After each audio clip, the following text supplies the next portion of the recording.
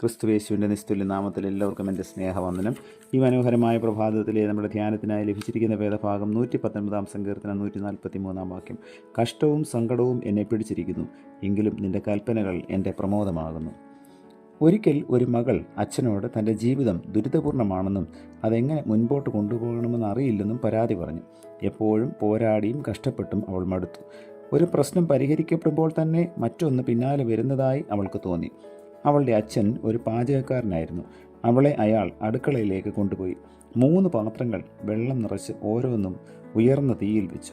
3 പാത്രങ്ങളും തിളച്ചു തുടങ്ങിയപ്പോൾ അയാൾ ഒരു പാത്രത്തിൽ ഉരുളക്കിഴങ്ങും, 2ാമത്തെ പാത്രത്തിൽ മുട്ടയും, 3ാമത്തെ പാത്രത്തിൽ കാപ്പിപ്പൊടിയും വെച്ചു. പിന്നെ അയാൾ അവളെ ഇരുത്തി. മകളോട് ഒരു വാക്കുപോലും സംസാരിച്ചില്ല. വെള്ളം തിളച്ചു മറിയുന്നതുവരെ അവർ മൗനം ഭജിച്ചു. മകൾ അച്ഛൻ ചെയ്യുന്നത് എന്തെന്ന് അസ്വസ്ഥമായ മനസ്സോടെ കാത്തിരുന്നു. 20 മിനിറ്റുകൾക്ക് ശേഷം അയാൾ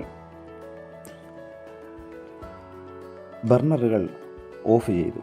ഉരുളക്കിഴങ്ങ് പാത്രത്തിൽ നിന്ന് പുറത്തെടുത്ത് ഒരു പാത്രത്തിൽ വെച്ചു.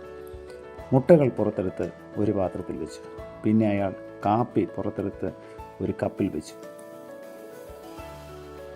അവരുടെ നേരെ തിരിഞ്ഞു നോക്കിയിട്ട് ഇങ്ങനെ ചോദിച്ചു, മകളെ, നീ എന്താണ് കാണുന്നത്? ഉരുളക്കിഴങ്ങ്, മുട്ട, കാപ്പി. ഒറ്റ ശ്വാസത്തിൽ അവൾ പറഞ്ഞു. നീ ഒന്ന് അടുത്ത് നോക്കൂ, അയാൾ പറഞ്ഞു. ഉരുളക്കിഴങ്ങിൽ ഒന്ന് തൊട്ട് നോക്കൂ. അവൾ അങ്ങനെ ചെയ്തു.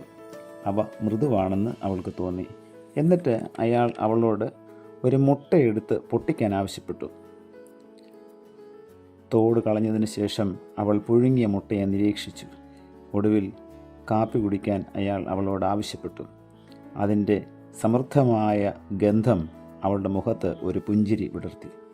അച്ഛാ, എന്താണ് ഇതിൻ്റെയൊക്കെ അർത്ഥം? അവൾ ചോദിച്ചു. അച്ഛൻ വിശദീകരിച്ചു. ഉരുളക്കിഴങ്ങും മുട്ടയും കാപ്പിക്കുരുവും ഒരേ പ്രതികൂല സാഹചര്യമാണ് നേരിട്ടത്. തിളച്ച വെള്ളം. എന്നിരുന്നാലും ഓരോരുത്തരും വ്യത്യസ്തമായി പ്രതികരിച്ചു. ഉരുളക്കിഴങ്ങ് ശക്തമായി കടുപ്പമുള്ളതായി യാതൊരു മടിയും കൂടാതെ വേവാൻ തുടങ്ങി.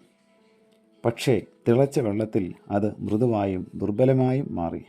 മുട്ട വളരെ ദുർബലമായിരുന്നു. നേർത്ത പുറന്തോട് തിളച്ച വെള്ളത്തിൽ ഇടുന്നതുവരെ അതിൻ്റെ ദ്രാവക ഉൾഭാഗത്തെ സംരക്ഷിച്ചു. പിന്നീട് മുട്ടകളുടെ ഉൾഭാഗം കഠിനമായി. എന്നിരുന്നാലും പൊടിച്ച കാപ്പിക്കുരു സവിശേഷമായിരുന്നു. തിളച്ച വെള്ളത്തിൽ കലർന്നതിന് ശേഷം വെള്ളത്തിൻ്റെ രുചി തന്നെ മാറി പുതിയ എന്തോ സൃഷ്ടിച്ചു. ആകയാൽ മകളെ, നീ ഇവയിൽ ആരാണ്? അച്ഛൻ മകളോട് ചോദിച്ചു. പ്രതികൂല സാഹചര്യങ്ങൾ നമ്മുടെയൊക്കെ വാതിലിൽ മുട്ടുമ്പോൾ എങ്ങനെയാണ് നമ്മൾ പ്രതികരിക്കുന്നത്? നമ്മൾ ഒരു ഉരുളക്കിഴങ്ങോ മുട്ടയോ അതോ കാപ്പിക്കുരുവോ? സ്വയം ചിന്തിക്കുക. പ്രാർത്ഥിക്കാം. പ്രിയ കർത്താവേ, പ്രതികൂല സാഹചര്യങ്ങളുടെ മധ്യത്തിൽ തളർന്നു പോകാതെ അതിനെ ധീരമായി നേരിടുവാൻ തക്കവണ്ണമുള്ള കൃപ ഈ പ്രഭാതത്തിലെ വചന കേൾവിയിലൂടെ ഞങ്ങളെ അവിടുന്ന് സഹായിക്കണമേ.